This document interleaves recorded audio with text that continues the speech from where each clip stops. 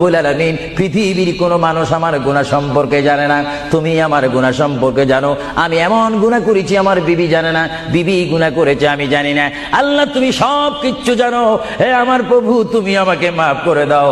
আমার আল্লাহ বলে তারপরও যদি তোমাদেরকে আমি মাফ না করি, তারপরও বান্দা তোমরা আমার রহমতের দরজা থেকে ফিরে যাইও না।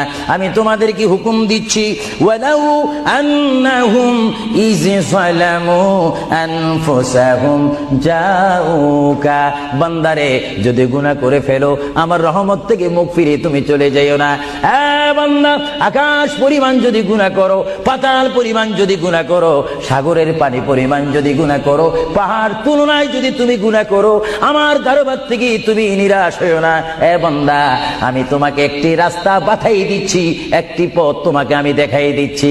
সেই পথটি কোন পথ তোমরা জানো?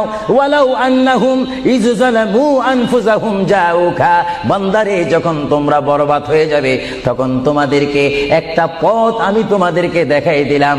সেই পথটির নাম হচ্ছে আমার রাসূলের মদিনা। জোরে বলেন সুবহানাল্লাহ।